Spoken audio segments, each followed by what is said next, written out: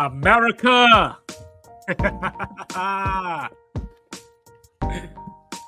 Yes, you are now listening to the sounds of Sports Reports' Order. Where your host on this show, they give you the real. We don't keep it close to the vest like James Franklin. Tonight, we got reaction to the college football rankings just released. Georgia is the new number 1. Then, what the hell is going on in Buffalo? And they want these people to give up billions of dollars for a new stadium? Woo! That's a tough one, dog. Yeah, I don't think that's the move. But yeah, the Jets. We still waiting on the Jets to score a touchdown. I've scored as many touchdowns as the Jets in the last 3 weeks. Damn. But now, get it off my chest. So, Mr. Logical, journey with me for a second. So, everybody knows that I love college football. College football is my baby. College football is my first love. I was up here watching Miami and Notre Dame, Catholic versus convicts, way before I had any interest in girls. You know what I'm saying? And I was sitting up here listening to all these podcasts this week, listening to all these TV shows this week. Y'all making me hate college football. Because every time I turn around, y'all just can't trip over yourself from contradicting and just saying very dumb things. Now, I made fun of James Franklin in the opening. I do think that James Franklin is a very good coach. Not a great coach, very good coach. He should have been the head coach at Maryland. You heard me say that before.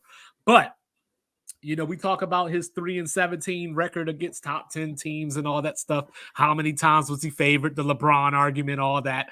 But I look back at it. They lost to Michigan this weekend. Michigan's number 3 in the college football playoff rankings. They lost to Ohio State. Ohio State was number 1 the last 2 weeks in the college football playoff ranking, and they're number 2 this week. So they've lost to 2 of the top 3 teams in the nation. So essentially, yep. And now they're bad. They're overrated. Okay. So they're like number 12 now in the college football playoff rankings. So if you are a, number 10 ranked team and you play against number 2 or number 3, theoretically, should you win? Now, 2-5 is going to say yes, because you're still a top 10 team. You're a good coach. You should be able to beat these teams once every couple of years or whatever the case may be. You shouldn't be 3-17 out of 20 games. Maybe 6-14, 7-13 is a little better. That's a little more reasonable if Penn State is the type of program that we think Penn State is. But on the other hand, I was listening to these fools, and they were telling everybody, Florida State is not a playoff team. Their best win is LSU. And then not even 3 minutes later, Alabama was so impressive against LSU. And, LSU is the type of team that has talent, and they could beat anybody on any given Saturday. They sat up here and said, hey, what if Michigan loses to Ohio State? Could they make the playoff? If Ohio State loses to Michigan, could they make the playoffs? And the answer was Ohio State has a better chance because of their resume. They beat Penn State and Notre Dame. Michigan only beat Penn State. Not even 2 minutes later.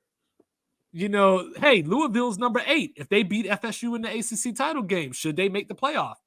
Well, what are they doing? Hanging their hat on Notre Dame? So what are we doing?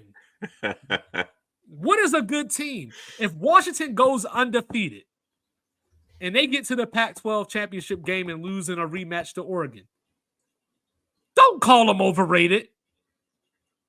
Especially when you picked Oregon to beat them when they played a couple of weeks ago and Washington beat them. And you already picking Oregon to beat them now in a game that hasn't even happened yet. But I got more thoughts on that when we get to our playoff rankings. That's all I got for now, Mr. Logical. Yeah, we see it every year, man. You see it you see it in the draft, you see it in the contract talk, you see it in these arbitrary rankings of quarterbacks, like why Jared Goff always seems to be 11 or 12, like the last two seasons. He's always like 11th or 12th ranked quarterback, and his guys he has more touchdowns than ahead of him. There's always something. Um, but it's a great time for sports. Like I said, we got hockey, basketball, baseball just wrapped up recently. So you got guys making moves. Ooh, Chet Holmgren just bounced his head off the floor. Uh-oh. Ooh, it looked bad. Well, he out back up, ready to fight. So he's Well, good. I'm ready. We got Kentucky and Kansas loading up right now. But it's just a matter of just people. It's a lot of good sports. We're watching a lot. I don't like the dumbness. I don't like the poor in-game management by people who are head coaches of National Football League teams and NCAA football teams. It's like, James how Frank. are you not prepared for these moments? And I'm gonna talk about a couple in particular the last few weeks. In the game situations, you have a team, you got the ball, you're down 16 points. That means you got to get 2 touchdowns, 2 2-point conversions. It's already difficult. I understand. I'm not saying touchdowns come easy. But if you got like 6 minutes left in the game, you need to be on the ball.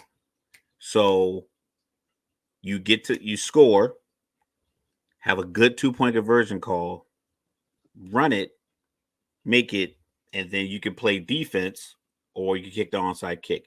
It's like you should be thinking these many steps ahead. This is why I'm not a big fan of head coaches who call the offensive plays, because I don't think it allows the coach to then really sit back and have this kind of conversation with somebody else on a strategy level. Because you have your in-game strategy, you have your passing game coordinator, you got your offensive coordinator. If your offensive coordinator is calling the plays, you can get with the defensive coordinator, you can get with the special teams coordinator and be like, hey, what do we have for onside kick in the event that we don't get the 2-point conversion and we got to get the ball back twice? What do we have here? What's the best option here? What do we work here? So I'm looking at the Falcons game, and Desmond Ritter comes in fresh off the bench. First of all, there was like a 4th-and-1 call that he ran a quarterback sneak, even though he has 3 running backs. That between the 3 of them, they weigh about 690 pounds between the 3 running backs. You can put 2 of them in there at the same time. And you can put 1 at tight end if you want. You could do anything else to get the ball to playmakers to get this 1 yard, but yet you give the ball for quarterback sneak to a quarterback that you benched. That's another thing. But he does scramble in, get the touchdown. Now Atlanta's up 1. You got to get a 2-point conversion. Don't roll out to the right and cut off half the field. The NFL football field is 52 and a half yards wide. Mm-hmm. Arizona knows the pressure's on them to make this stop because they can win it with a field goal if they make this stop. So now they're liable to be out of position. But you call a rollout, and then you got Drake London run a route to the 1 yard line. So even when he caught it, the defender was right there and just pushed him and the play was over. It's like, if you're going to call that rollout, you have to be in the end zone. Like, that play has to be in the end zone. Mm-hmm. Either Kyle Pitts in the back of the end zone or Drake London, but you have to be in the end zone. You can't expect for all of this action to happen. Everyone's focused on it. And what? So now, between the 2 of them, they 7 feet tall? between the 2 of them, they're like 12 feet tall.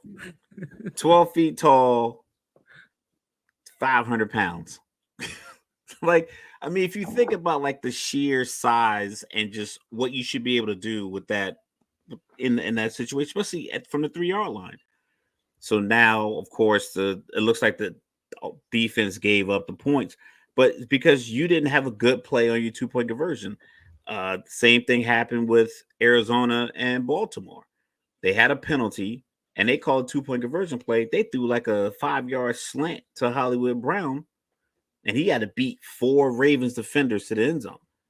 Like, you were down 10. You got to put pressure on these teams with good, solid play calling. Is like if you don't know what you're doing in that situation, give up the reins because it's costing teams games. Yes, it's a scramble. Maybe you should have scored earlier, but when you have an opportunity to score, you got to come up with a better play, especially from the 3 yard line. I get that it's very difficult because it's 22 bodies in that area, but if you can't get 9 feet consistently, because everyone's all mad at Philly for the brotherly shove, is like if but they use that play, they get it consistent. Other teams do it, it doesn't work. You got to find a way to get these points so your team is in a position where maybe you force overtime. And then you got a big leg kicker. All they got to get to is the 35. Most of these kickers are kicking consistently from 52 to 55 yards.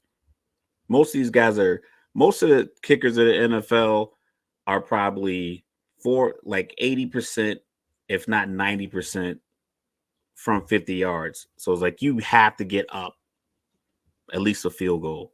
Or if you get the ball and you up a field goal, you have to get up a second possession. It's like some of these coaches I don't feel like they understand that basic premise. And it just upsets me every single week. I saw a college team do the same thing. It's like, you got to call a better play on your 2-point conversion. It's like, I get that it's difficult. Find the plays that all the other teams are running that work and run that, because I've seen so many that like look like they weren't going to work at all off the snap. I'm like, that's not going to work. Like, you don't have to trick them.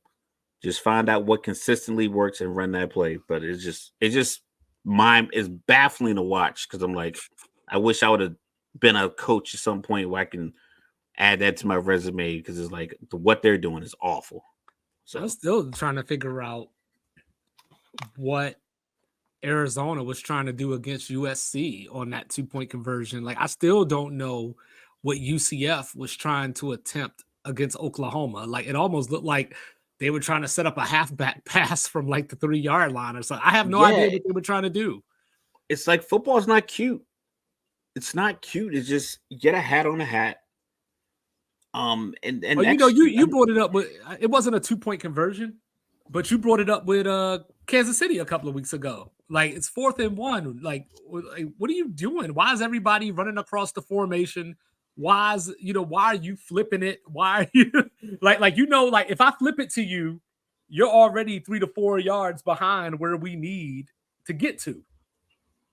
It just like the Kansas City that played talking about before they had to punt it back. It was 3rd and 1. Like, if you go quick pass, you're looking for Kelsey first. They had 3 dudes around Kelsey. I'm like, just give it to Pacheco. Because if he doesn't get it, at least you make him use their last time out. Who else did something stupid? Same thing. The Raiders on Sunday night. Sunday night. Mm-hmm. They didn't run the ball and make the Jets use their final timeout. And it almost cost them because the Jets threw that Hail Mary. But the only reason they were able to get that Hail Mary off is because they had the one timeout. Even though I think Saleh called it early. He said, I called it with 20 seconds left, which makes sense because the guy got tackled. Everyone was running up, and he was screaming. He had threw his clipboard and everything down on the ground. He was like, I called it with 20 seconds left, and they gave him 1 second. But because Antonio Pierce didn't just run the ball and make the Jets, sometimes it's that simple. Like, listen, we'll just run it, and if we get it, we get it. But if we don't, they have to burn their last time out. Yeah. So now there's no that decision on offense alone helps your defense. And that's why I think like a lot of this stuff is fool's gold. Because you see you had a conversation with a guy who thinks Denver's going to win 11 games. It's fool's gold. He forced 4 turnovers. And if it wasn't for another penalty by Buffalo, another mistake by Buffalo, you don't get a second chance at that kick. They had already gave them the pass interference that that got him in a position.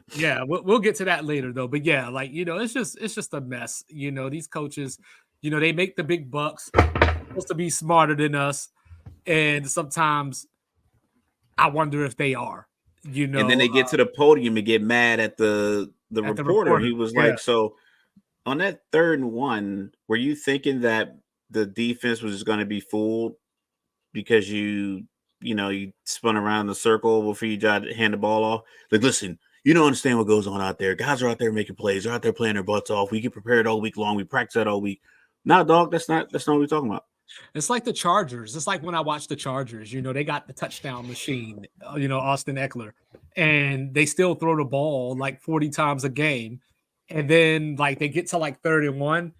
And I swear, like when they're talking on the sideline trying to get the play in, it's not even like, hey, we're going to do a play action and hit the tight end or like whatever. It's just literally like, I bet you they won't think that we'll throw it again. And then they proceed to throw it again. And then the defense knows that they were going to throw it again. And then it doesn't work. But hey, merry-go-round, the carousel is going on in college football. Coaches are getting fired. But before we get to that, we're going to react to these college football playoff rankings that just came out. So as I said in the intro, we have a new number one. They are the Georgia Bulldogs, two-time defending, reigning the national champions. Ohio State was number one, drops to number two. Michigan, number three. The rest of the top five is the same with Florida State and Washington closing it out. I was asking Mr. Logical, how come Washington is still ahead of Florida State? And he was like, yo, you a Florida State fan? And I was like, I'm real. I'm real. You know what I mean? And then I was looking at Louisville. We were talking about all these playoff scenarios last week. Louisville's number 10. So do they even have a path? First of all, Penn State falls down to 12. Look at Iowa at 16, Arizona at 17. I love these rankings. I just got questions about a couple of things, but it'll play itself out. It'll play itself out. We can we'll beat our brains out trying to figure out how Ohio State, based off the numbers you said in our pre-meeting, their strength of schedule is higher than Georgia's. And then their record higher. Strength of record is higher than Georgia.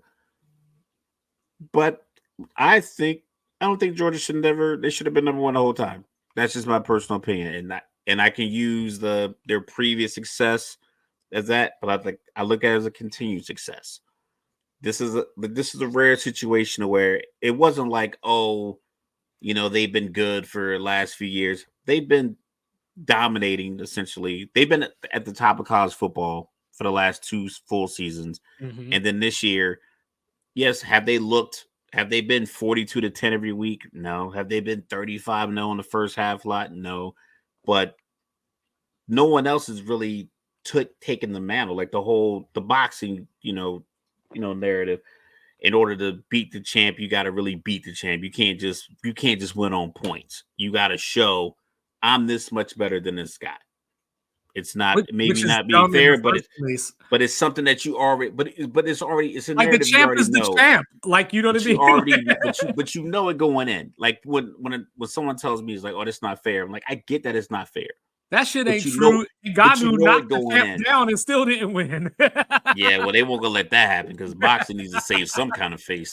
But that dude's about to retire, so that's their own fault.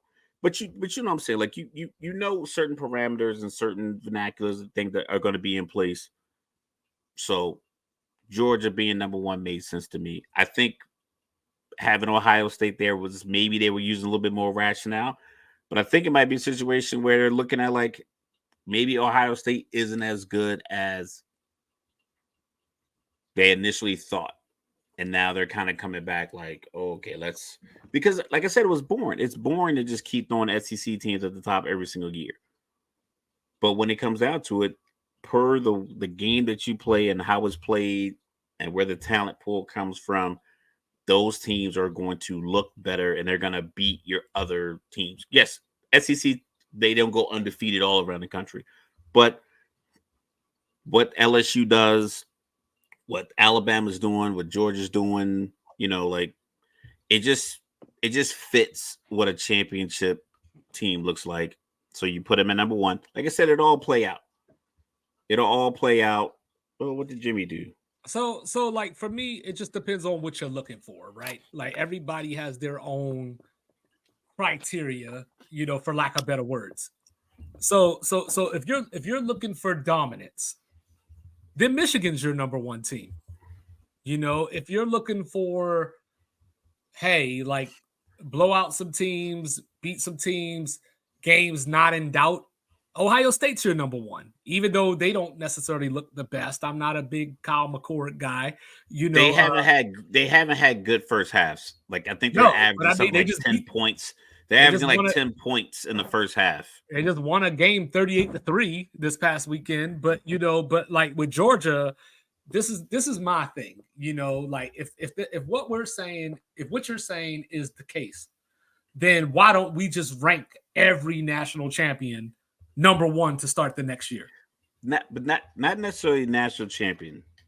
It's because the college football rankings, you got 8 weeks. So it's not like you're resting on the fact that like they had a loss and you're like, you know what? They are the Okay, two-time okay. defending champs. They didn't have a loss. So like all So I before this consider weekend, everybody being undefeated equal because none of them are playing like top schedules. It all pans out to where, September, the first, second, third weekend of September, this team might be hot. Mississippi State might be hot for the first 3 weeks of the year. And the same thing with a team like Utah, for instance.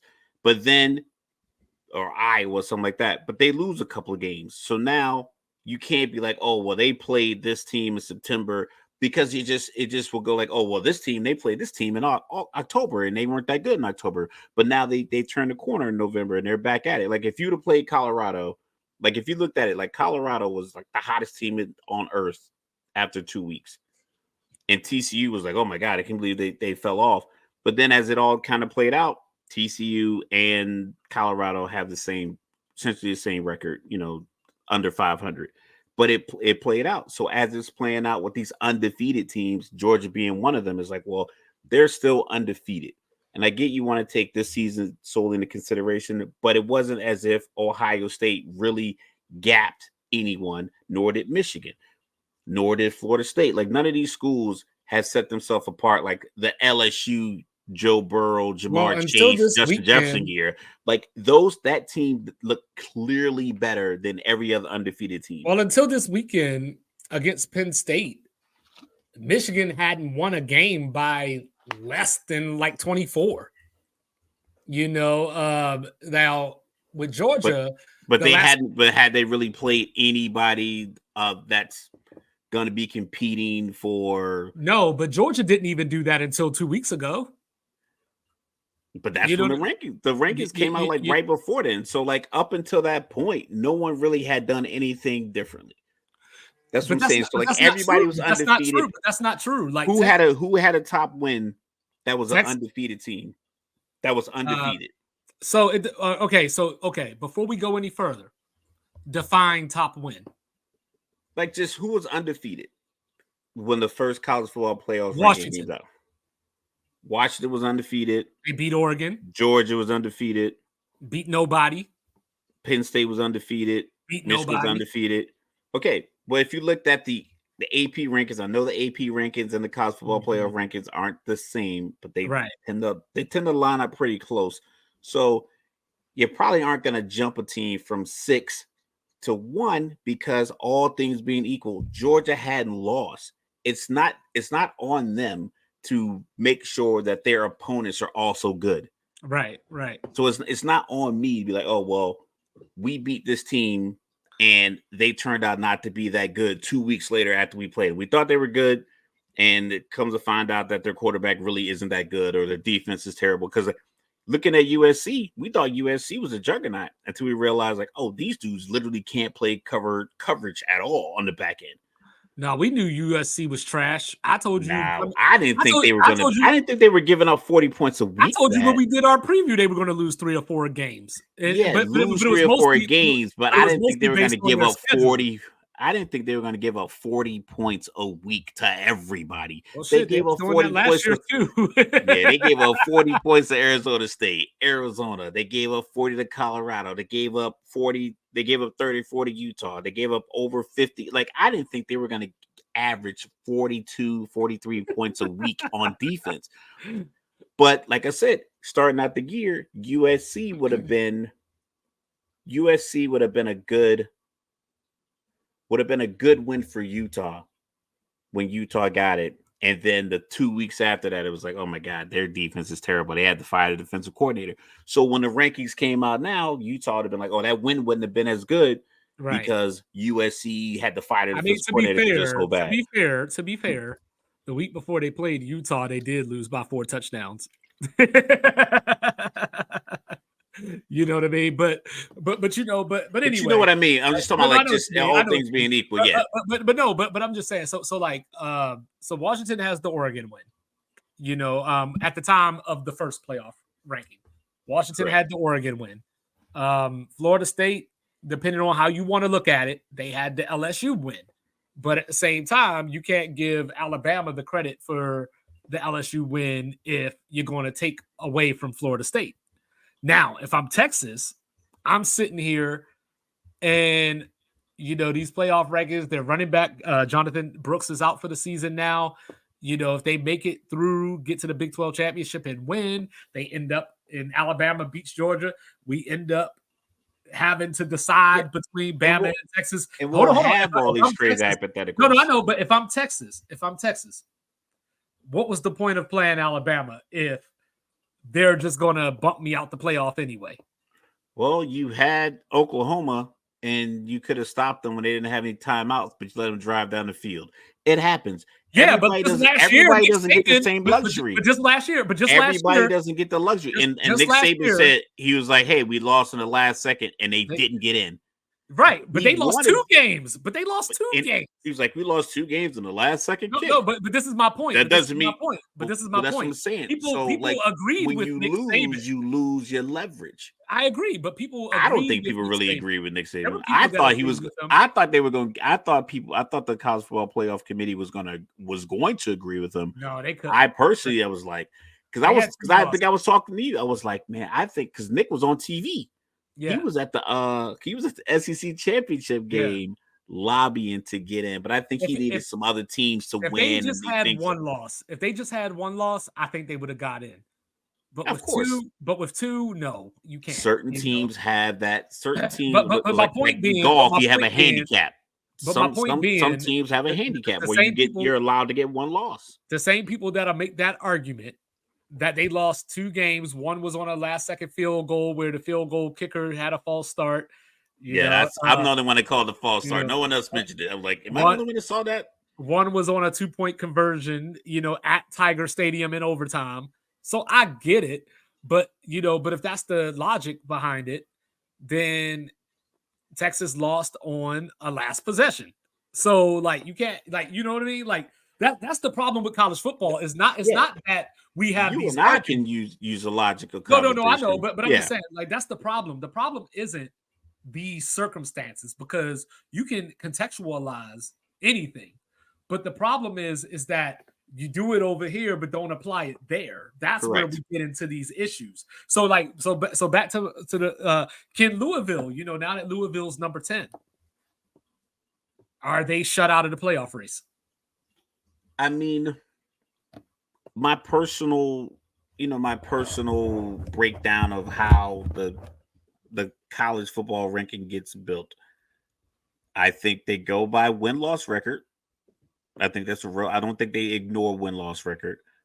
But I also think that high on that scale is team popularity, alumni, ability to sell out stadium. And you can rationalize Texas over Louisville because a one-loss Texas, one-loss Louisville, because you're like, I can get Texas fans to fill any of these stadiums from Arizona to Florida. I don't know if I can get 45,000 Louisville fans to fill Jerry World, but I definitely can get 50,000 Texas fans to Dallas or to Arizona or to one of the Caesar's Palace Dome in New Orleans or the Mercedes-Benz Stadium in Atlanta. So I think that's where you're gonna get your last teams in. If they have to leave a team out, they're gonna leave a team out that can't sell the most tickets. TCU got in because it was like if they could have found a way to get Alabama in instead of TCU, they would have done it. Yeah, there was just nobody there. It just was because USC lost.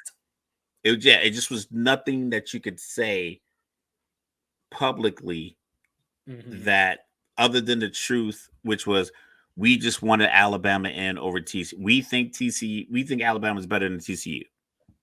That would have been it. Like it would have been it had just been like, hey, we just think they're better. And people are like, yo, they got one loss and this team got two, and they didn't play for the conference championship. Yeah. It would have been all these questions. But really, what the committee would have to just stand up there and hold their nuts and say, yeah, we think they're better. Well, see, and that's where there's a thin line between legendary and trash, because like USC, right? They beat Utah. They're in the playoff last year. As it was, they lost to Utah, and then they lost to Tulane in the bowl game. So they didn't want to be there. That's the argument, right? They didn't really want to be there. Hey, they scored 45 points. They didn't want to be there. They scored 45 points. And back to your point, they gave up 46 to Tulane. But anyway, these college football rankings, I love it. We get to have all these conversations. But while we're on the subject of college football, Mr. Illogical, did you know that there are 6 jobs open right now? I'll take one. I'm a good recruiter. Yeah, we got, starting from, I guess, lowest to highest, we got San Diego State. Coach Brady Hoke decided yesterday to announce his retirement at the end of the season. On Sunday, Andy Avalos got fired at Boise State. Obviously, before the season started, Pat Fitzgerald got fired at Northwestern. They have the interim coach, David Braun, who I think probably will be the ongoing head coach. We'll see. He's 5-5 right now. Their over-under in Vegas was 3. So, maybe he gets to keep the job. Sparty is open, obviously. Mel Tucker couldn't keep it in his pants. He couldn't keep, he couldn't wait till he hung up the phone and throw on X videos like everybody else. Like an adult. Yeah. Then you got Mississippi State, just came open yesterday after they lost 51-10 to Texas A&M on Saturday, who fired Jimbo Fisher on Sunday. So I guess Mississippi State said, well, hell, if the coach that beat us 51-10 got fired, I guess we might as well fire our coach too. So word on the street is Texas A&M is swinging for the fences. I've heard Dan Lanning, I've heard Mike Norvell, I've heard Lane Kiffin. So this is, I'm gonna let you get in here, but I just want to say, all right, I got some words for Texas A&M. They are simple. A wise man once said, know your role, shut your mouth. I'm just looking up. Let's look at this. Because you got Texas coming A&M. to the SEC. I'm trying to look at the exact payout because I saw that earlier. Yeah, you got Texas coming to the SEC next year. You got Oklahoma coming in. So, Texas A&M.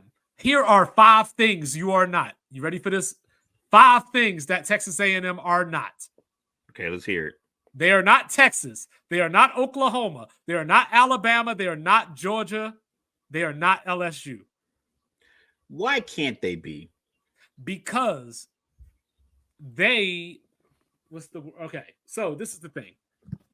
Usually to have that type of notoriety, you have to be the man, so to speak, in your state. So when I look at Alabama, it's Alabama, then Auburn. LSU has no competition. It's Texas and then Texas A&M. And you could even argue that Oklahoma gets a little more Texas than Texas A&M does. Oklahoma, then Oklahoma State. So A&M is number 2 in their own state. First of all, check your own videos. You always be number 2. Be number 2. You know what I'm saying? And not only that, and don't forget, I didn't even say Florida. I didn't even mention Florida. You know what I'm saying? But anyway, so A&M, they just they're never exciting outside of Johnny Manziel. Is it the expectation management? Do they expect too much? And that's why because if you think about the money, like we talked about the $160 million check they just got from their donors, You would think like, because I mean, if you ever seen the death penalty, the Netflix special by SMU, they said a lot of the money was coming from these guys being in boardrooms. They talk about their alumni. They're having these business meetings in Dallas, and they're going out to dinner, and they're talking about, oh, my boy's gonna get you this weekend. They're like, nah, we got a guy coming in from Odessa. Like, we got a guy coming in from Midland. Like, nah, we got that guy coming in from Oklahoma. And they were helping, they're helping their alma maters get players. And I think the booster money started coming in. I think Texas A&M is getting the money. It might just be a situation that they got Jimbo Fisher, who had success at Florida State national championship, and they thought it was going to replicate at Texas A&M. If they get a good, smart coach in with the money and the facilities and the access to players, if you think about, you got Texas, Louisiana, Oklahoma. I mean, I don't know how much football talent's in New Mexico, but you have enough talent in that region to where you should be able to get a good team on top of the people who grow up who just want to go to A&M. Well, A&M is, first of all, as someone who has a child going to Texas A&M, yeah, Texas A&M is just weird. Saying they're a cult. They are they're on their own planet. And nothing's wrong with that, but it is what it is. They're on their own planet. Like, so I can understand how a young 18-year-old urban kid doesn't want to go to fucking College Station, Texas, and doesn't want to go hang around the cadets kissing each other after the touchdowns and all that stuff. Like, I can understand that. You know what I mean? Like, whereas, like, when I look at Austin, so they need a culture change, is what you're saying. Yeah, Austin's but it ain't liberal. Is a party. It's a good time. It's fun. Yeah, 6th Street, all that. You got Houston in the Big 12. 4th biggest city in the United States. So you got don't be celebrity surprised. power in Texas with Matthew McConaughey. A lot of don't be guys always surprised on the if sideline.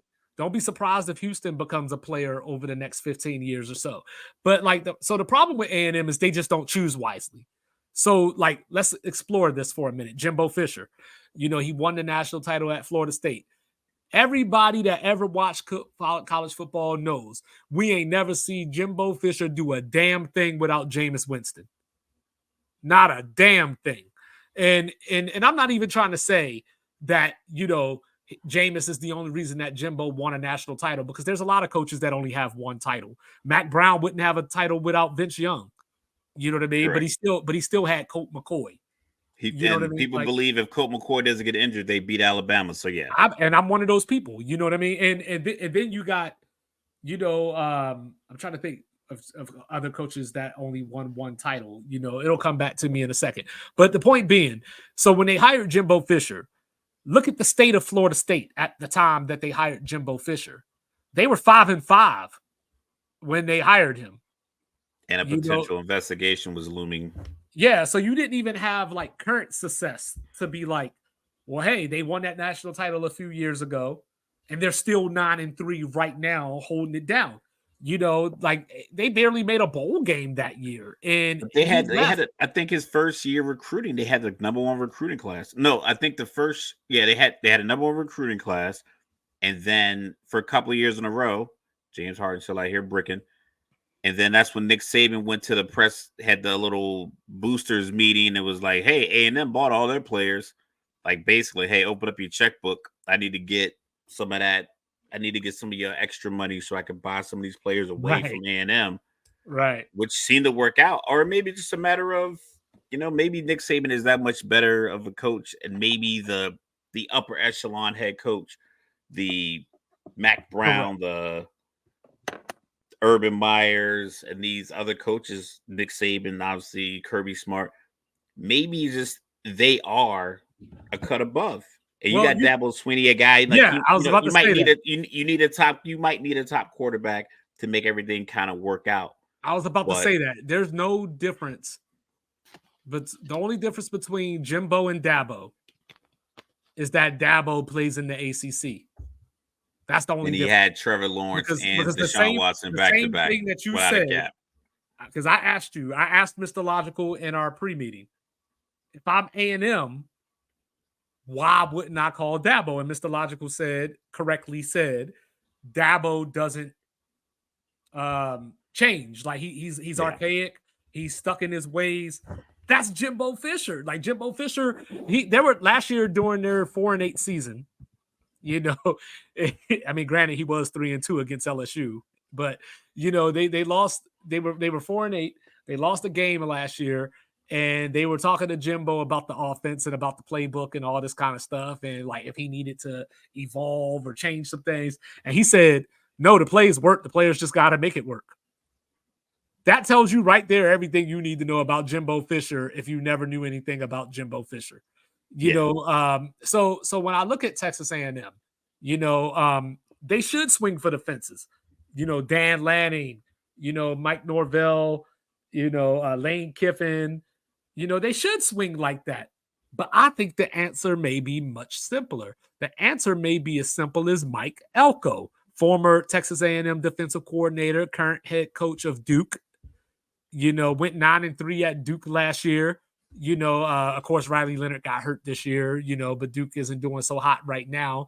But even without Riley Leonard, they lost 47-45 in double overtime to North Carolina the other day. So they're still competitive without their player that they're dependent on. There's some people have mentioned Lance Leipold from Kansas. I don't like that just because he's a Midwest guy. He's from Wisconsin. So if anything, I like him for the Michigan State job if he were to leave Kansas. But if you are A&M, you are Daddy Warbucks. Open up the checkbook and see what may come.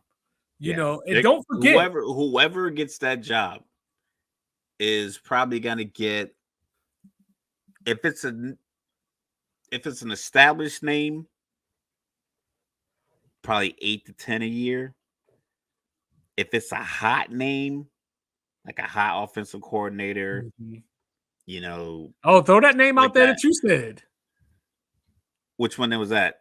I said a few. You talking about Urban Meyer? No, not Urban. No, the former Arizona Cardinal coach. Oh, yeah, Kingsbury. Yeah. Go ahead and get Cliff. Go ahead and get Cliff down there in Texas A&M. Bring him back to Texas. Let him go ahead and, match up against Texas Tech if they still have that matchup. But is that going to be sexy enough? Like, I think it'll work, but will it be sexy enough? I think so, because I think, just honestly, listen, I'm secure in my masculinity. I think he looks the part. He's a quarterback. He has what Colin Cowherd likes to say, quarterback face. He just has that boardroom. You could put him on billboards. You could put him do the interviews. You could send him to ESPN. He's personable, tall, like the whole aesthetic of what he provides. On top of the fact he wasn't a bad coach. It's just that they didn't play a lot of great defense. He still had Patrick Mahomes. He had Graham Harrell. He had he had a brief stint in the NFL. And I'm pretty sure he's probably in the ear of Caleb Williams.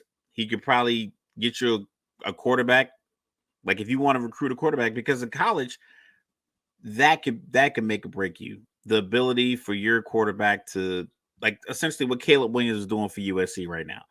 Their defense is like just, I can't even think of I need a thesaurus to find a good word for like terrible. They are god awful. I was gobsmacked at looking at some of their stats, but Caleb Williams and his ability makes up for that. We talked about it in the NFL. Sometimes you just have a quarterback that could just make up for the lack of a good defense. He has that swagger to where it'll be sexy enough for your alums. It'll be sexy enough for your recruiting base, because I think people will look at like, you know what? He did coach Patrick Mahomes, and you could probably get him for less than the prime candidate money. Like, you're going to have to pay Urban Meyer $11 million a year for 8 years. You could probably get Cliff for about 7.5 for 5 years, maybe 8. Well, speaking of big money, a name just popped into my head. Who we got? I know you're going to disagree with it, but it popped into my head. It might work. Could they poach Lincoln Riley? Nah, it's too sexy in California as the head coach. Yeah, Caleb Williams about to leave. Nah, because I think now, that granted, he's got another top SEC quarterback. the SEC move and the SEC money at a California school is going to hit a little different than the SEC money that you might be able to get it to go a little longer in Texas, as far if you just look at just the like the facilities and how much land costs and building these places. However, that money comes in and gets trickled down to the football team. It might go a little further in Texas, but I think the allure of winning at USC puts you on par with, yeah, you got legends. You got Marcus Allen, Reggie Bush, Pete Carroll, Leonard, OJ. I mean, Jackie Robinson with the UCLA, but you have like that, the Coliseum, like you have the mystique. So even just getting, like, this year is not going to happen, but getting USC into the college football playoff next year would be just like it'll I think it just would ring a little bit more. And like I said, with Texas A&M, they won't have to break the bank. All right, one more name. Get Kingsbury. One more name. Like I said, this just happened. So with all the talk and with all the disappointment, could James Franklin be an option? Nah, I don't think it's sexy enough. Not sexy enough? Because you can't. What is he going to bring from Penn State to Texas A&M that he can say, "Oh, at Penn State I did this"? Because the sexy name of Penn State still to this day. I mean, he's won the Big Ten. He's made Rose Bowls and won Rose Bowls. I mean, he doesn't have a national title like Jimbo had, but how many coaches are out there that have a national title currently? That's the thing. If you don't have a national title, then you gotta give me something else. If I was A&M, honestly, see, like I said, I'm just all this stuff just coming to me now. If I was A&M, I might look across the other side of the SEC. Who is that? I might make a call to Knoxville and see if I can get Josh Heupel down there. He's probably not sexy from the standpoint, like he's not the. If I'm Heupel, I take the phone call. I take the phone call. So when Tennessee asks me how the phone call go, I'm like, my check can go up a little bit.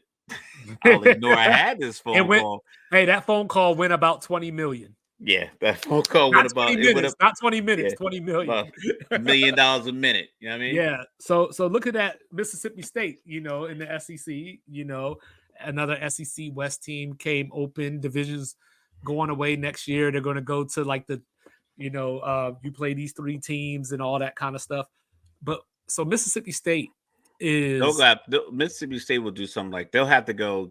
They're the type of team that can go get like Liberty's coach or James Madison's coach or something like that. They can go get one of those coaches, and it's like it's an uptick for him. I didn't have James Madison, but I did have Liberty. Jamie Chadwell, it's his first year coming from Coastal Carolina. This is the problem with Liberty, though, or with Jamie Chadwell.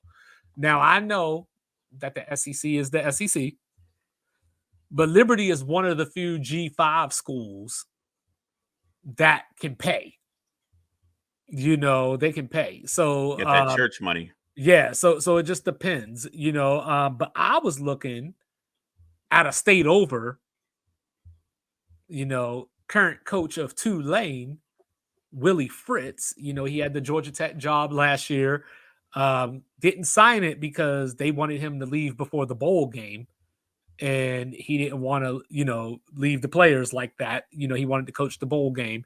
So it fell through. I think he's perfect. He's already in that area of the country down in Louisiana, recruiting down there, got some inroads. He runs a different type of offense because, at a school like Mississippi State, you're not going to get Caleb Williams. You're not going to get. Well, why can't you? I mean, you can pay them. Like if you're airing it out, this is the problem. You should be able to do it. Yeah. Okay. So even if you got a Caleb Williams, you're probably not getting Caleb Williams and Brendan Rice and Mario Williams and Dorian Singer, that USC has to put around Caleb Williams. You might have to go in the portal and because you get got your to Louis, remember. get you some. It might not be Louis. You But might have to this get some Michael Kors bags. but I this mean, is you the might have to but get this is the some. problem. But this is the problem.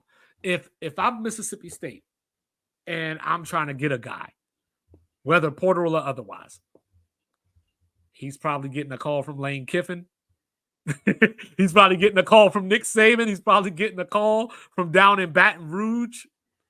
Listen, And how many of those guys are you going to actually pluck from in those those guys? little towns, those small towns, Starksville, Mississippi, and Tuscaloosa. Like I drove to Tuscaloosa, small.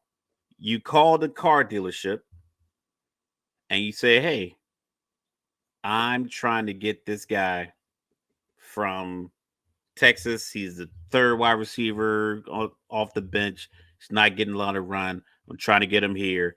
Can you offer him a lease on this truck or whatever vehicle he wants as part of an NIL deal? He'll come here, do some commercials, sign some autographs for the kids, whatever the case may be. Can you do that? And we'll put a big poster up here, and then we'll make sure you guys get you and your wife get a nice seat at the press box every week." You gotta go make those deals. Like that's because hell, Utah, all the players, all the scholarship players in Utah get a leased Mm-hmm. vehicle, get a leased truck. Mm-hmm. Utah's not big. Salt Lake City is this. The state is this big. People live in this little sliver here. So it's not like Mm-hmm. that many options, maybe a few million people. But 85 trucks, you can spare that between all the dealerships that are around the stadium and around the university. So I Or don't know who Larry H. brokered that. Miller. Larry H. Miller, Stockton Malone, or who's the other one out there? I know, then you have, like someone made the deal, someone made that call. Because a lot of times, man, with college kids, I know a lot of these kids are getting $1 million deals. Shador's getting 3 million, Travis Hunter's getting a few million, but most of them aren't. Most of them are getting just free stuff. All right. Being able, so like I think you just got to be able to broker those kind of deals. You have to, but like I said, I think a guy like Kingsbury and Texas A&M, I think he can kind of smooth those kind of deals over. You just got to get one of these old head businessmen, one of your boosters. It Mm-hmm. might be a guy a little shady. I mean, a guy named like Shaughnessy or something like that. A guy who's like a fixer. And you might have to go back to how they did in the 80s to make deals happen. Now that you can do it legally, you just might have to, get a little dirt on your fingernails to make it happen. If you want your school to succeed, you're gonna have to, you might have to like dig deep and come up with something great. So Friday night, we got an elimination game. But it's a little different of an elimination game than most people are thinking about with elimination games. So the site, here comes my word. You ready? All right. Live from the Palouse. Cam Ward, who threw 69 passes left the other day, completed Should not throw that 30, many passes. completed 34 of them, and a loss to Cal. Losers of 6 straight, Washington State, meaning they got to win out. They got to win this game, and then they got to win the Apple Cup against Washington to make a bowl game at 6-6, unless they get in at 5-7. On the other side, we got a team that Mr. Logical just brought up. We got Shador Sanders, Travis Hunter, Dylan Edwards, Jimmy Horn, and the gang. The Colorado Buffaloes, also 4-6. Need to beat Washington State, need to beat Utah to make a bowl game, potentially, unless they get in at 5-7. Elimination game. So let's look back at it real quick. Coach Prime, how we rating the first year?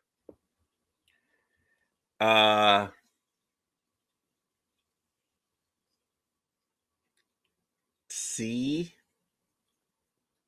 minus.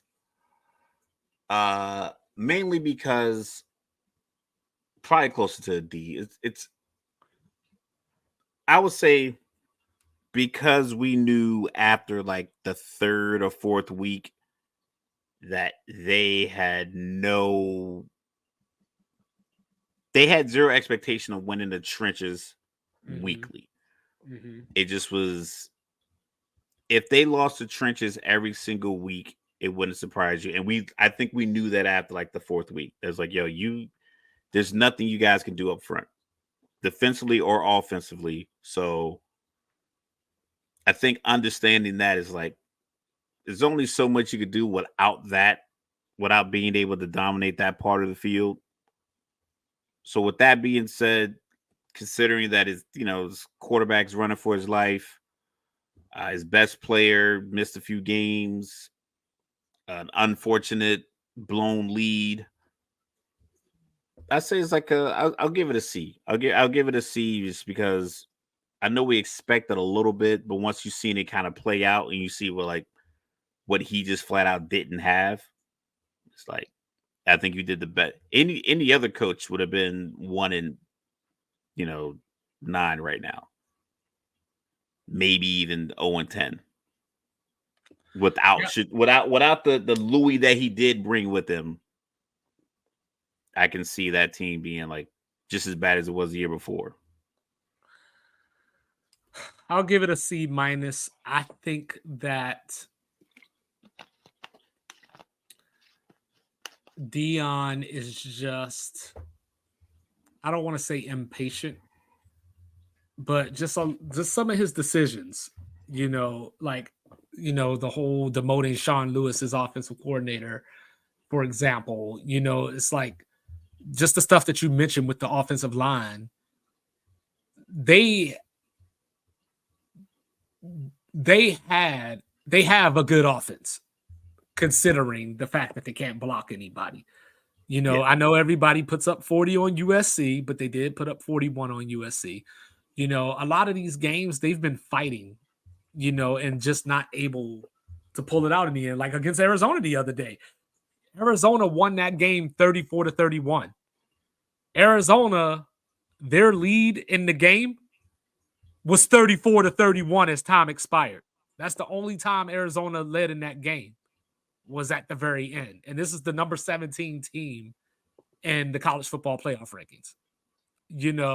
They played against Oregon, and that's where it hit the fan. But Oregon's a great team this season. They're number 6 yeah, in the nation right now. So you know what? Like, I know he was at Jackson State. Jackson State was used to being the bully of the conference. They still didn't win the Celebration Bowl, but they were the bully of the SWAC. You correct. weren't going to come to the Pac-12, to a Power 5 school, year one, and just throw your weight around in that way. Now, I know everybody likes to say they only won one game last year. Okay, that matters if that was the same team. He did bring in his son as quarterback, who people had in the Heisman race at one point. Correct. He brought in Travis Hunter, who may be, for a lot of people's money, the best player in college football, or at least Very, in the very conversation. dynamic. Yeah, very dynamic, even though he need to stick to one position. The talent that he brought in, skill position wise, shows us that once they get the trenches figured out, they will be a factor in the Big 12 going forward. Now, I don't know if I can say that they're going to be like the favorite and all that stuff, because they're still bringing Utah with them. Yeah, Arizona's coming along, but they should be in the top 3 to 4 every year in the Big 12 from here on out. But for this year, I know it's unfair, but I have to grade you as you were. You started off 2-0 or 3-0. You started off 3-0. 2-0. I thought it was 3-0. They TCU, the TCU, Nebraska, TCU. Colorado State. Oh yeah, you're right. Yeah, Yeah, 3-0. yeah. You started off 3-0. You killed Nebraska with Matt Rule, who had hype. Like people were believing in Matt Rule. You beat them by 22 points. You beat TCU, who played in the national title game last year. And whatever you want to call the Colorado State game, Dion caused a lot of hysteria and hype, but Shedeur bailed him out from an embarrassment. Since then, they've gone 1-6. So I have to judge you as you are. Like you've lost To 5 straight include games. the 29-point Yeah, that you blown blew lead. against Stanford. That would have you in a bowl if you win Friday night at the Palouse. So like I think that if you're a Deion supporter, you basically say he did what he was supposed to do. He did what I thought he was going to do. If you're a Deion hater, you're living it up in the moment and You're saying, I loving it. told y'all he was going to fail. So that's why I graded it as a C, because everything is right in the middle. It is a prime example of hype. It was No almost pun like intended. movie script hype. Oh, my bad. I said prime. Then like they had everybody there. Paul Pearson, The Rock, Kevin Garnett was there. The Shannon Rock Sharp. was there. Shannon Sharp was there. First take was there. Stephen A was there. Lil Wayne was there. Wu-Tang Clan showed up. Wu-Tang was there. Joy Taylor, she was there. Like the whole like I mean, everybody was there every week. I mean, literally the Rock's out there in a Colorado jersey, all snug. Like, I mean, it just was like instead of being down in Coral Gables where he belongs. And now no one. I was thinking about it today. I was like, man, we haven't talked about the Buffaloes in a minute. I mean, Affleck commercials were everywhere. Mm-hmm. It was chaos, and they still everywhere. Like the bottom just fell out. And if it wasn't Deion, you would think like, oh, there's no way it could turn around.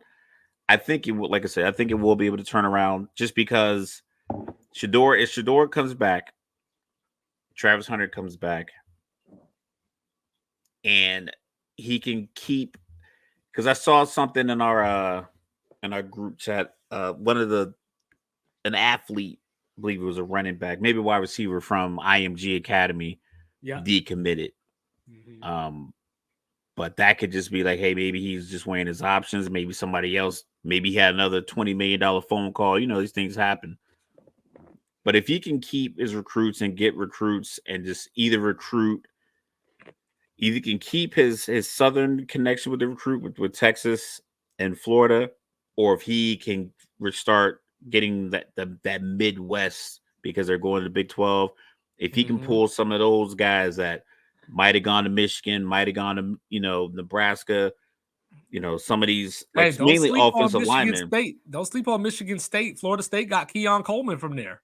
And they're going to have some players out of there now that Mel Tucker's There's going to be a lot of players. There's going to be a lot of players that want to slide out, and it's like, well, Mississippi State, go get you some SEC players. Texas A&M, go get you Evan Stewart. Go call Evan Stewart. He could be your best receiver. Call Sanu Smith, or no, that's the Falcon dude.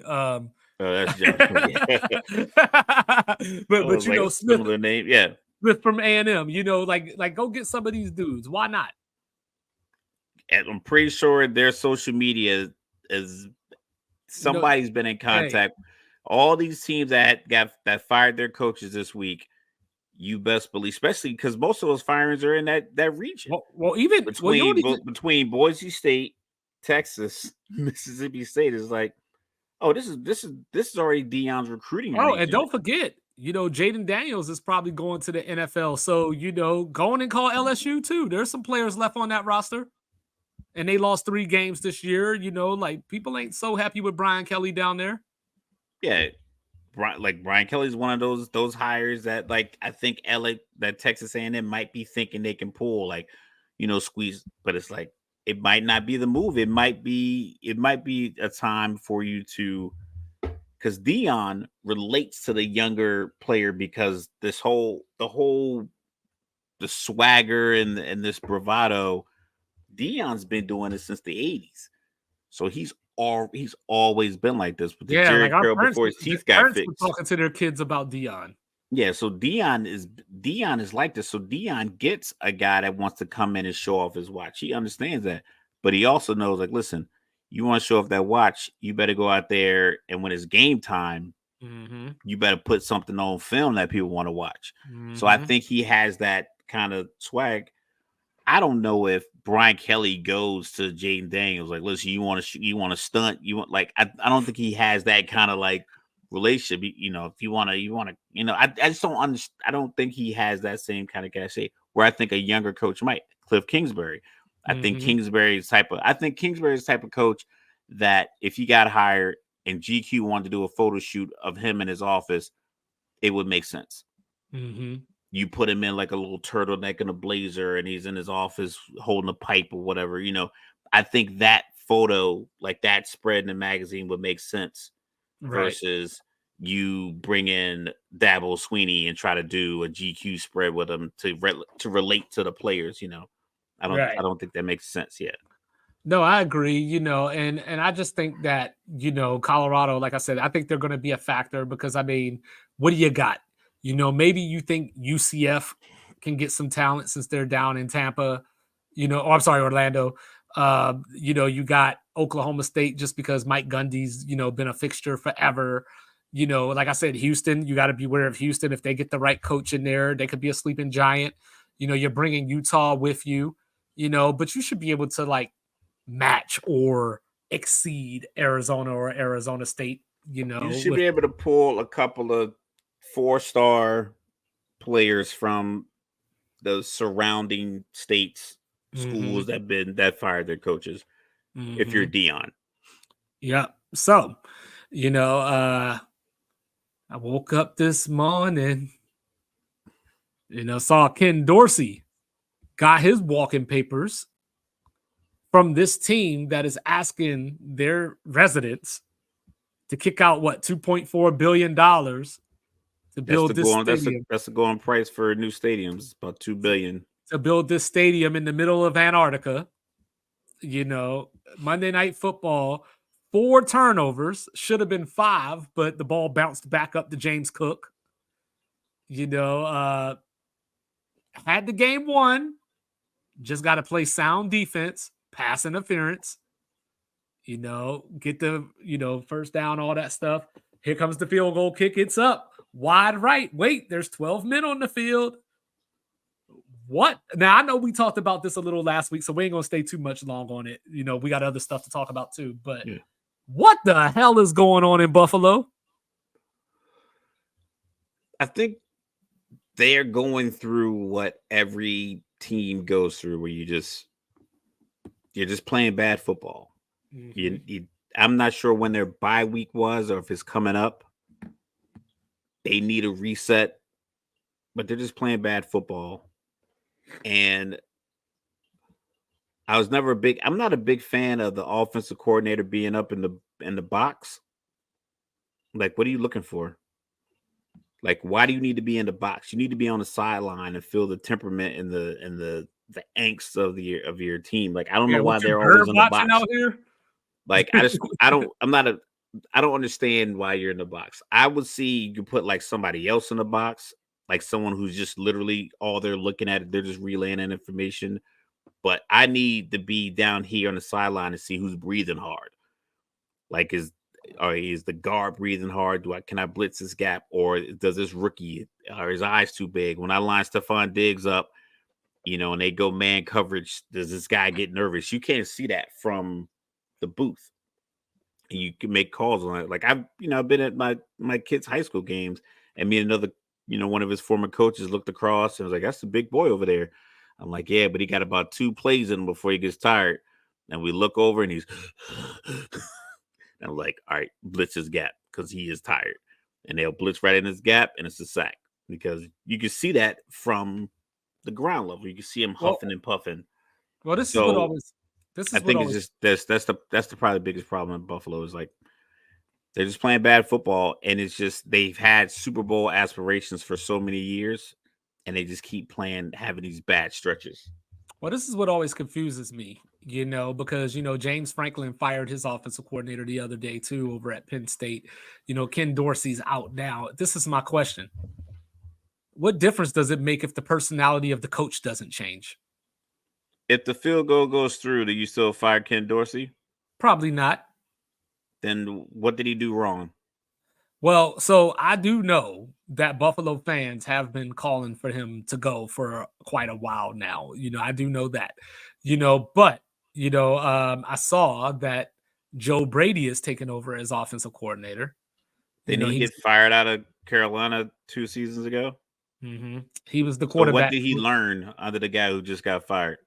He was the quarterback coach, for Buffalo up until this point. Now that he's being upgraded to the offensive coordinator, I mean, at this point, you just hired somebody. You just put somebody that was already on the staff in that position. So I don't know philosophy wise what will change if McDermott is still the coach It because might have been a philosophy. Like I really think it's probably like a personality thing. I think it was like a blow up. Like, they go to the meeting, McDermott calls him out, and he's like, I had nothing to do with special teams. I didn't send 12 dudes out there. he probably You the said coach. if He's he like, was you're the like head two coach. five, if he was like Coach 2-5, he would have told McDermott, I tell Josh Allen dumbass to throw that pass. I didn't like you're the defensive specialist. I didn't have anything to do with the pass interference call. I called the plays to get us in position to have the Hey, lead at the my end of the running game. backs, my running Your backs averaged defense, 7.4 yards a carry in that game. your defense and special teams gave up this game, and you want to blame it on me. And that's something I can think of because, like I said, Right. if the field goal goes through, his report card for that game is locked etched in stone. They got their last points and Denver got the ball back. Whatever Ken Dorsey had called up until that point wasn't going to change. So the missed field goal shouldn't have been the made field goal. Subsequently made field goal shouldn't have been the reason he got fired because then you would have fired him anyway. You would have fired him for only getting 22 points. If that's what you're going to fire him for, then you plan on doing it anyway. But what it really boiled down to was, I think it was just a personality. I think there's going to be reports that come out that say something along the lines of like there was a altercation or conversation because he probably just was like, listen, man, it's not my fault. So It's simply so not my fault obviously, that he can't stop turning the ball over. so obviously, I tried to believe in Buffalo, but I here's never did. but here's the question. Are they going to miss the playoffs? Yes. They don't have any type like the Nick Wright. First things first, he's not a big Buffalo guy, but he talked about like the tiebreakers. Like they lost to the Jets. I They think beat Miami. they lost to Cincinnati, but Miami's going to win the division outright. So the tiebreaker won't even factor in because it won't even get it Well, won't I even don't be know. close. Is Miami going to ever beat a team over 500? They don't really need to. They got enough cupcakes in their division to beat up on. They'll get They got they'll the get Raiders those this week. wins. They got the Raiders with their inept offense out here scoring 16 points, smoking cigars. So the AFC just doesn't seem very strong. I just think that there's other teams that are going to just consistently just play better week to week. I think Houston's going to play better week to week. I think they just have a belief. I Hey, think I got to give you your credit. You told us before the season started, look out for Cleveland. I with the way Deshaun was playing a couple of weeks, I thought they were about to fall off a cliff, but they're going to be a team. They're going to steal a spot, not necessarily steal a playoff spot, but Hey, they three might win AFC the North division teams. with that defense. Yeah, three AFC North teams are going to get into playoffs. Buffalo, right now at 5-5, fired offensive coordinator, got 7 games left. They've had the same and 3 losses: Jets, Cincinnati, Denver. Josh Allen has 9 turnovers. And they He has the lost the most Jet turnovers game. in the NFL since he joined the NFL. But even with those 3 games, if he doesn't have 3 turnovers, there are 1 possession games.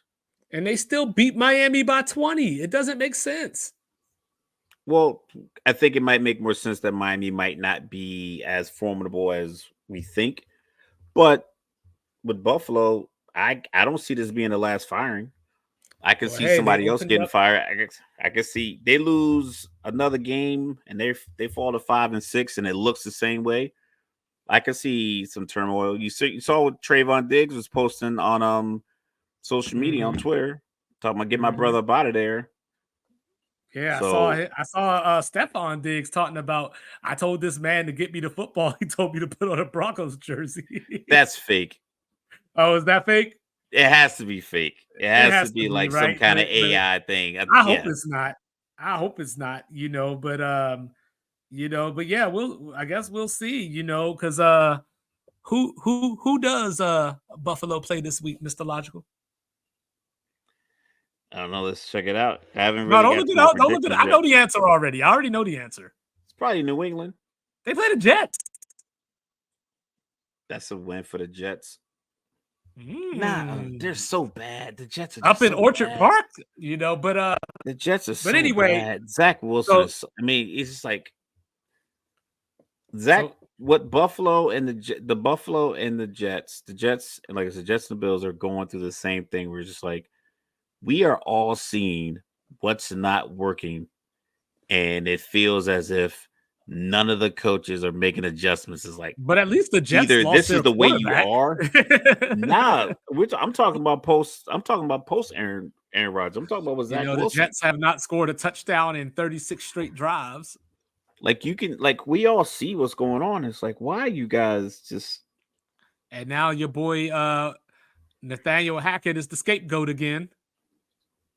once again it's a situation where like some of these guys shouldn't be hired. They shouldn't be in these positions, and it's like I get it that they are football brains, but it is evident that it can't be this hard. Like I was talking to a Buffalo fan about like the woes of my team offensively. And I watch a lot of Falcons games. Like I said, I'm bouncing between different games. I'm trying to get information for this podcast and and end up doing my homework on Sunday. So I'm watching a lot of stuff on these iPads, TVs, everything else. But I think about something as simple as like a simple crossing route to where the it's like run after catch. Like that's built into the play call. I watch my team not make calls like that. Like I don't recall this year realistically seeing Scotty Miller coming across the middle. He's our small, speedy slot receiver. Or when they got Van Joseph. I keep messing his name up. Van Jefferson. Jefferson. It's like you get these guys who they're the best way that they can contribute to your team is to get them the ball in these specific routes. Even if the defense knows it's coming, that's irrelevant. This is what they do best for you. Don't run these guys on curls and slants from X or from Y. Like, get them in the slot, run routes for them from the slot. That's where they are the best for your team. And it's like they just never do it. Like I saw they threw one route, like a deep route to Jefferson, and it was overthrown. I'm like, man, call that again. Because everyone's in the box because you got Bijan Robinson, uh, Cordell Patterson, Tyler Algier. Then you throw all these inside short routes with Algier. the big tight ends and then the big wide receivers. You throw everything right here, like everything's 15 yards and in. Throw that deep post route with the speedy slot guy. Maybe the safety jumps Kyle Pitts underneath, and you get one-on-one on the backside. Like just try it. And they don't do it. So when you look at a team like the Jets, Zach Wilson shouldn't be throwing the ball 40 times a game. It should be at 29. It should be a cap, like a pitcher's count. 29 Man, throws. I say like And we are 22. yeah, but Ain't do nothing wrong not exceed. with game. Ain't nothing wrong with You game got management. you got Dalvin Cook there, especially considering it's not like I haven't seen Zach Wilson consistently make game winning plays. Not talking about like just that final drive where you put it all on line and you heave it. I'm talking about just like, hey man, it's the second drive of the game or the first drive of the second quarter. Put something together. Put something on, let's get 8 or 9 plays in this drive, get you 4 or 5 completions, some draw plays, a dig route, something like just get you something, get us going so we get a touchdown, come off the field, look at the tablet, come back out there, get another one. Like I said earlier, we were talking about a little pre-meeting. When Denver puts, back-to-back touchdown drives together that look efficient, then I'm like, all right, you might take them seriously. But you got a team that basically is like hoping that they get points and hoping that they get a touchdown or hoping that they get in position. Like that's what it is. A lot of these teams out here just hoping it works out. The Giants out here hoping it works out. Yeah, all their quarterbacks with 2 touchdown passes. Everybody's hurt. You got, Jacksonville. They don't have double-digit touchdowns from the quarterback position. Like maybe the defense is catching up to this spread and this excessive passing, and they're starting to play a few more guys who used to be safeties, and you're making them linebackers. So stuff like that. So all the Buda Bakers, guys that are just playing in the box, guys that maybe this guy doesn't cover that well. They're like, you know what? But he tackles well, and he can cover a tight end well enough. Let's get him on the field, because most teams are playing nickel defense anyway. Like, well, I might as well get a true linebacker and then a hybrid and another corner out here. And that way, when you try to go out here with these pass options, because now you're paying these wide receivers $20-something million, you can't have a lot of them. You can only have one. So unless you draft when you get lucky, but a lot of teams aren't drafting wide receivers that are like making real impact. So I'm excited. Thursday night, live from my hometown. My AFC North pick, Baltimore Ravens, fresh off a loss, against your AFC North pick, fresh off a loss, Cincinnati. What's your early thoughts on this game? It's gonna be in Maryland on the harbor. I don't think the weather is gonna affect any other teams. I got Cincinnati. We'll do the predictions, but I know Cincinnati lost to Houston, but Houston's playing lights out. Houston's playing with how I think Cincinnati was playing a little tight, especially when I think the score went 20-7, and it was like, oh, these dudes are really out here. You could tell it was like the difference of 2 teams. It was like one team is 5-4, and they're finally getting it together, and everyone's like, oh, we're back. And then Houston is like, yeah, we're 4-4.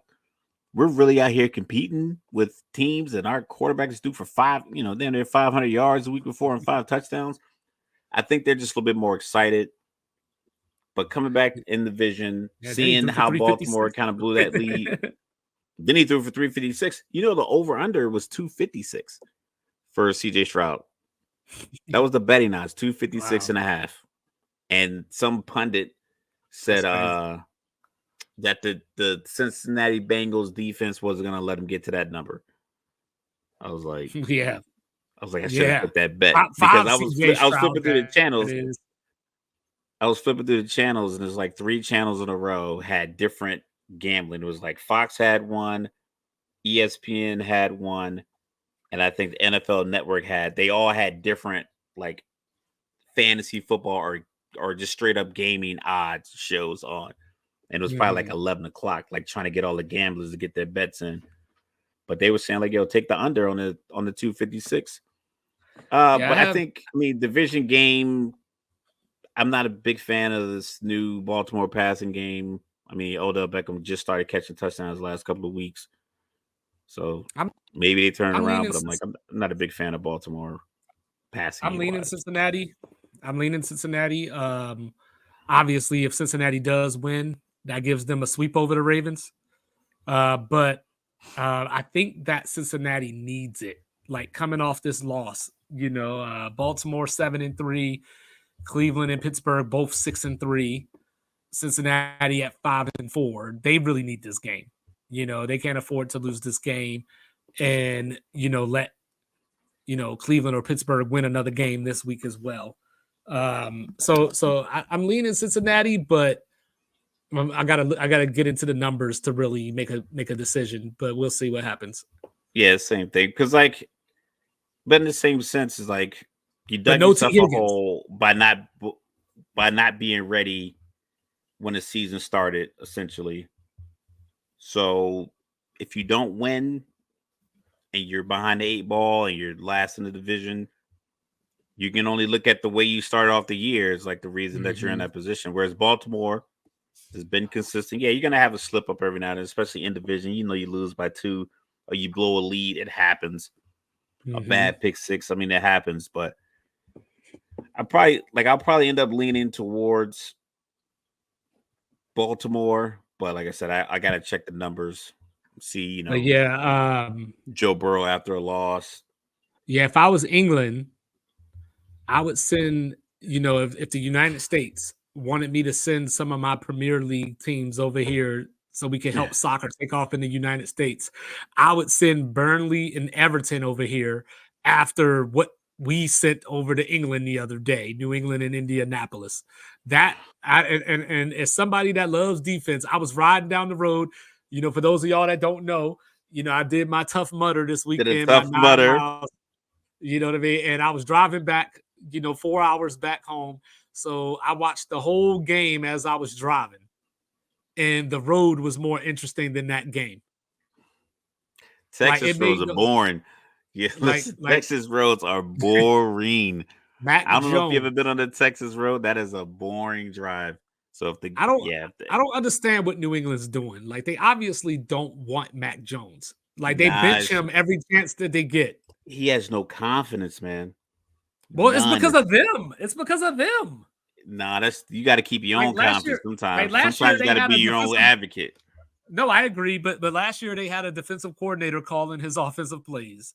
And he was on the sidelines yelling. He was yelling about it. He was upset. He was showing emotion. Bill O'Brien, first of all, was chewing him out like a child. And I understand you got to be coachable in high school and college. But once I get to the pros, don't be yelling at me, because I'm pretty sure Bill O'Brien mathematically is old enough to be his father. And I make more money than you. You're not going to just be yelling at me on the sideline when we have a tent. Take me in a medical tent. Show me some respect. You wait till we get to the locker room. That's what halftime was for. Tom Brady had to cuss Bill O'Brien out, and we got to keep it funky. Bill O'Brien's not a good coach. He just has a good connection with Bill. I mean, he had J.J. Watt, Defensive Player of the Year, and Deshaun Watson multiple years that did nothing. They were making the playoffs. He traded DeAndre Hopkins away for a second-round pick and a guy with 2 bad kneecaps. Hey, he won some playoff games in Houston. Cool. With Tom Savage. We'll go with that. With Tom Savage. Didn't Josh McDaniels get a playoff win with Tebow on that slant pass against Pittsburgh? Yeah. To make him a good coach. Bill O'Brien did a decent job at Penn State. Cut it out. So, like I said, he doesn't have the cachet to be chewing a guy out on the sideline like that, to the point where if we were in an argument and we're going back and forth, then we can have a passion thing. But you're chewing this man out on the sideline. I get, you're supposed to be able to take it. Yeah, but if he would have slapped Bill O'Brien in the face, or if he would have cussed him out, it's oh, he's not coachable. Listen, you're not gonna just chew me out on national TV and in another country. And then the way he was responding the way a child does. He had his head down. I was like, come on, man. I don't want to put you in that position. It's like I said, my oldest son has a son. I wouldn't chew him out like that in front of his son's mother, because she has to respect him. He has to be able to take control of his household. I'm not going to chew him out over something in front of her, and now she don't look at him with any kind of respect, and now she's supposed to teach his son how to respect them. That stuff stretched. That's why he was so easily benched. because if you can talk to him like that in front of people, that poor. I mean, it was just poor form. And Bill O'Brien, you're trash. Matt Patricia's doing a better job last year with less Bailey talent. Bailey Zappi's a better quarterback anyway. So let's go on and get Oh, this you're just started. doing that because Western Kentucky No, situation. I just think he's a better quarterback. I just don't I think just Matt think that Jones is that good of a Mac, quarterback. I don't think he has. I think he was I'm not. good when he was doing the gritty in the Pro Bowl. I think he was feeling. I think he was feeling like, yo, this is gonna work out. I think after I that, don't. his rookie year, I think he felt as if this was gonna get better. And then they came in with the defensive coordinators, and he's like, yo, I'm not getting any better. And everyone's blaming it on him. And then his confidence is shot. Like it got shot last year with the Bailey Zappi stuff anyway. Every I don't. other team that has a starting quarterback moved the backup and said, this is your team. San Francisco did it for Brock Purdy. He lost 3 games in a row, came back out, dropped 34 points on Jacksonville. Dak, they when they finally decided to pay him, they paid him a lot. This is your team. I mean, granted, Patrick Mahomes never was in question. Justin Herbert, they paid him early. Joe Burrow, they paid him. So Daniel Jones to that effect, they paid him. Granted, it didn't really work out because the injuries, whatever case this year. But every team, you have to be able to nurture.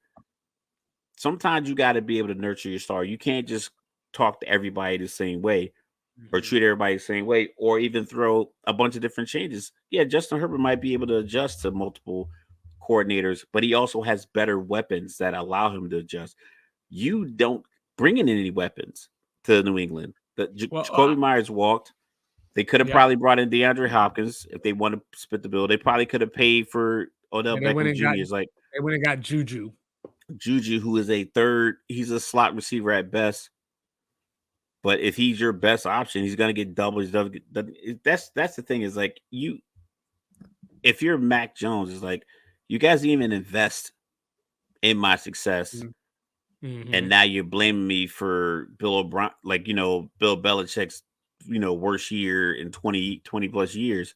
It's like, well, you want me to bake you a cake, but you don't give me good eggs. I need 18 eggs. You give me 6 bad eggs. I'm like, yo, bake this Mm-hmm. cake. It better taste great. So Yeah, I don't think Bailey Zappi's like a Pro Bowl quarterback or nothing. I just think he's better than, or I shouldn't say better. I think he's as good as Mac Jones. Like usually when he's in the game, you see the team, at least going back to last season, the team reacted. Like they had that like, hey, Manu is here, Ginobili's here. They had that like, even if it only lasted for a second, that's more than I've seen them but give that's the Mac thing. Jones. You as a organization shouldn't rely on sparks. You should rely on consistent, especially considering you're the mark of consistency for so Well, long. Mainly it can because only you become had one guy, you it had can the only guy for become that long. it can only become consistent if you play the dude. Like if you keep on But benching that's why him you had to even get rid of after, one. That's why you have to get rid of one. yeah. You have to flat out Well, there get were rid of one. there was the rumors that came out in the offseason that there were the rumors that came out in the offseason saying that New England was looking for a home for Matt Jones. It just They didn't should have come to cut Bailey fruition for whatever Zappi. reason. They should have cut Bailey Zappi and then brought in your quintessential backup quarterback, a Case Keenum, maybe not Case Keenum because he's getting some playing time, and just brought in a guy that you hope was only there for emergencies. Mac doesn't run a lot, doesn't get hit a lot, so more than likely him being available for all 17 games was a possibility. They Mhm. should have said to themselves, "Hey, we need to ensure that this guy gets a because right now you don't even have a like you're I'm not saying you made a preconceived choice on him because if they keep losing, they're going to be in the sweepstakes for Drake May or Caleb Williams or whoever's at the top, or maybe even a trade for Justin Fields, however they feel like, whatever move they feel like making, because they're going to get a top 5 pick because there's nothing about what they're doing that suggests that they're going to turn this season around. Mhm. So at 2-8, going into the bye week, More likely they're going to come out of it 2-9. So, like, you're going to get a top 5 pick. What are you going to do with it? Because now you just got to scratch it. You got to charge it. You got to charge the whole situation because you didn't handle it right. And you got to make tough decisions where you're just like, listen, are we rebuilding? Because they've been denying it since Tom Brady left. Well, You're as much rebuilding, as dog. Well, as much as you've been banging on their offense, Antonio Pierce has got the Raiders playing hard. At least they look like they want to play. They look the same. They look exactly the same. They were making this. The dudes were running wide open on offense. They're just playing the Jets. They're playing a team that couldn't capitalize in the red zone. Oh And it looks yeah, like then what? It was the Giants the week before, right? the Giants the week before. So it was like, Well, yeah, we'll find ain't out no this count. weekend, I guess. Yeah, like it was the same. It's the same. Like I said, I was texting you. I was like, the Raiders. They were just doing dumb stuff. Like the way he didn't run the ball to make them burn their last timeout, and then having to burn a timeout to tell his defense to get on the goal line when it was a Hail Mary Okay, Hail situation. Mary, Like, yeah. what are you doing playing cover 2? He's like, get the help. He's like, get the fuck back.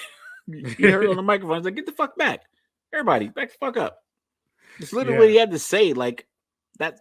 So Max Crosby plays tough and Spillane plays tough, but they still don't run the ball well. Like they did this game. They had some touches, but that's because the Jets defense is on the field because the offense is so inept that eventually it just wears you down. Like you just get worn down, and it's a very methodical and simple. But if they can't consistently get to 24 points, because they've only eclipsed 21 points once this year, that was last week. Yeah, it'll be like the Jeff Saturday thing was last year when Saturday came out, he won that game, and then we had the Pittsburgh game where they had the ball with Ironically, against the Raiders. Yeah, they had the ball with like 2 minutes and 40 seconds left on their side of the 50 and end up not getting close to scoring with timeouts because it's just everybody can't be a coach. Some people could be on your staff, but everybody can't be the head coach. But Monday night, we'll get into our picks on Thursday, but I just got to acknowledge Philadelphia and Kansas City on Monday night. Philadelphia going to beat the brakes on Kansas City. I agree. It's in Arrowhead, I believe. 27-13, 27-17. Oh, wouldn't that be fun to hear Nick right after that? But yeah, he'd have to be concerned. But yeah, been a good NFL season so far. Obviously my Commanders took it on the chin again, up in Seattle. Should have won that game, but dumb defensive plays and yeah, it was a good game though. They battled back. That's all you can ask for. Because listen, you're not going to win every game. It's just a lot of the games that have been on national TV have just been really bad. Sam Howell leading the league in passing yards. Right in front of CJ Stroud.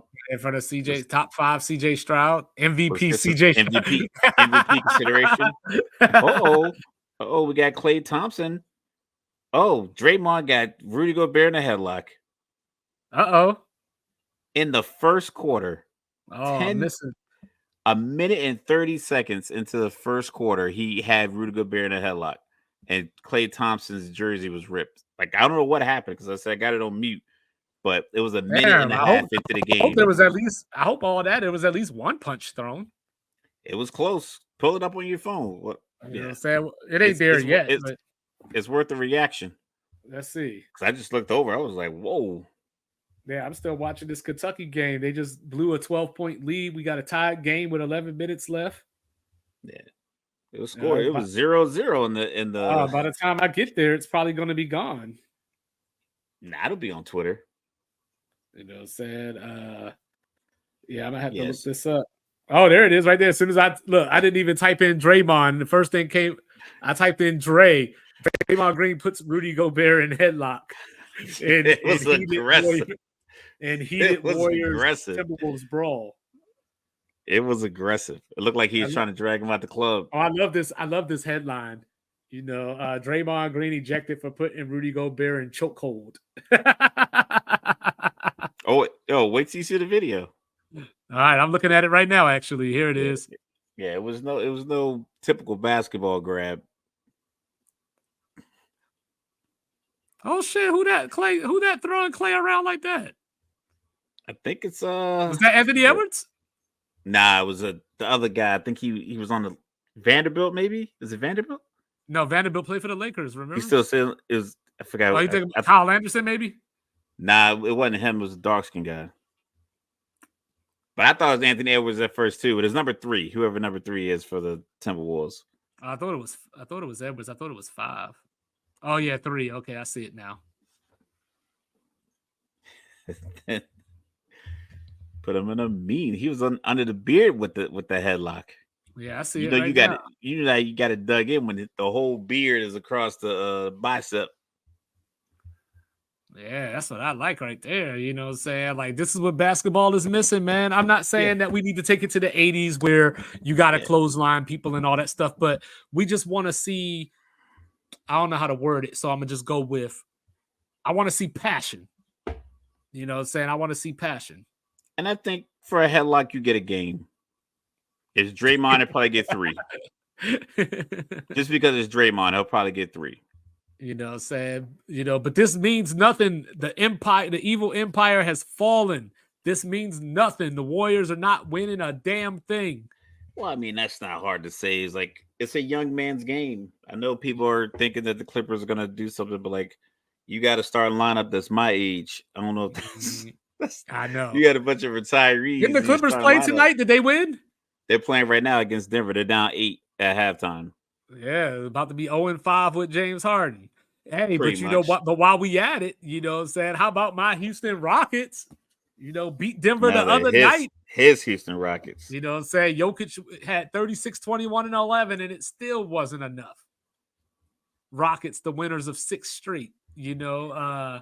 That's why it's a young man's game. Like you mix in, you get the free agent signing. So you got 2 of them. You got Van Fleet, Fred and Dylan Van Vliet, yeah. And then you have some young players. Like that's, I'm not saying it's the same thing, but it's like that's like what Boston had when they brought in KG and Ray Allen. Granted, but you just have some older vets with some real youngins that needed some guidance. You let them use their energy, and then you let these guys guide them. Same formula that LeBron and D Wade, Chris Bosh brought down to Miami. You brought some old free agents in with some young guys. Granted, I'm not saying it's going to lead to championships, but that's more sustainable. Like bringing in, like a couple of years ago when Kawhi Leonard and Paul George went to the Clippers. It was like some old heads with some young heads, and it should have worked out. It just didn't work out, and they blew it up too soon. Yeah. Well, don't tell me, don't look now, but don't tell me the Lakers about to win 3 in a row. You know, I mean, they're up by 13 on Memphis early right now. So, who knows? But the Lakers, they beat the Suns again. Yep, I saw that.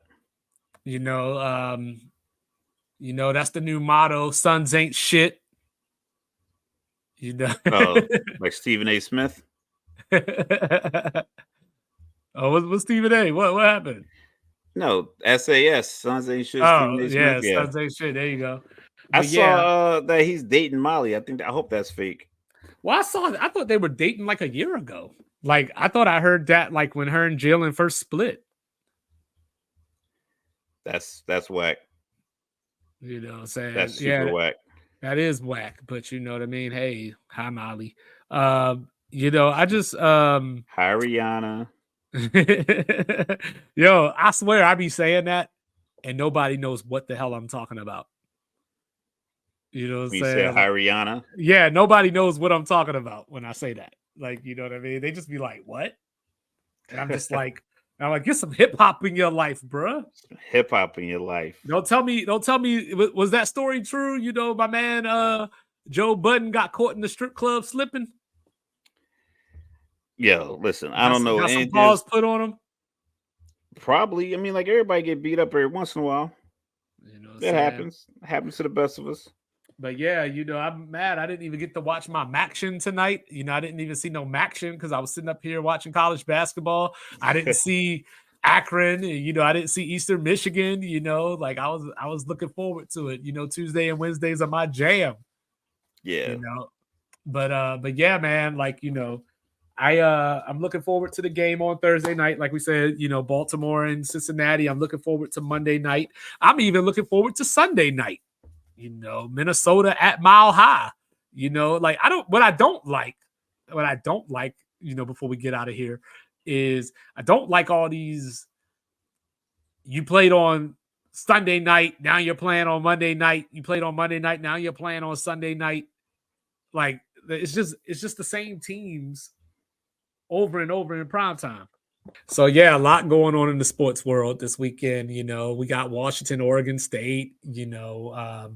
Those NFL games that I just mentioned. We got Georgia going to Tennessee. We thought coming into the season that was going to be like the game, like it's game Georgia to in watch. trouble. Yeah. Now Tennessee done lost to every team that they played with a pulse by at least 2 scores. So we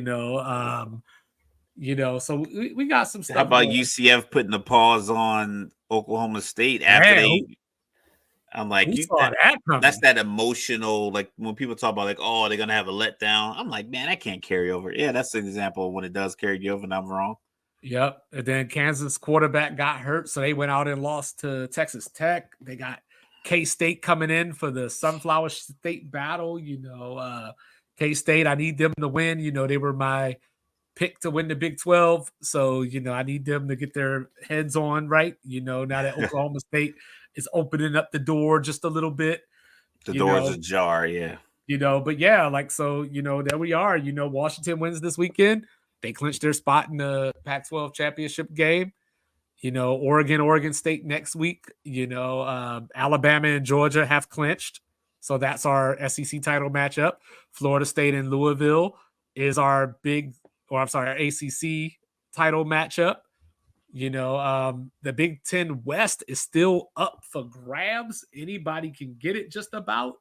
But Iowa can go a long way into wrapping that up with a win this weekend over Illinois, who backup quarterback came in and threw for 500 yards last week. Maybe the wrong dude was starting. That is probably crazy. Like whoever is on the most expensive scholarship probably gets a nod. Yeah, so so you got that. Obviously next week the game, Ohio State and Michigan is going to decide the Big Ten East. Unless Michigan do something crazy like lose to Maryland this weekend. Or fire their coach with the 3 games left in the season. Yeah. Yeah. Well, Friday, that's what I meant to bring up earlier. On Friday, there's going to be a hearing to see if Michigan can, if Harbaugh can coach, this weekend. So they're trying to appeal and everything. So Friday, we should get that decision one way or the other. But, the NBA is going on. College basketball is going on. Kansas 72, Kentucky 71, 6:36 left in the game. Sports is here, baby. Sports is here. Ovechkin, needs about 69 goals to break Wayne Gretzky's record. We coming for you. You know what I'm saying? But on that note, it's time to come for those pillows. You know what I'm saying? Sports reports is ordered. We will be 2 back. Vets need sleep. Yes, we will be back on Thursday. I will be here tomorrow with Pittsburgh, Boston College, Baltimore, Cincinnati, Colorado, Washington State previews. So, we're going to preview Thursday and Friday night's games. Me and Mr. Logical back at it on Thursday. You know what I'm saying? And then we will see you then. Sports reports is ordered. Like, review, subscribe. All of the good stuff. It's free. You don't have to worry about charges. Nothing. Free 99. Yes, sir. Peace.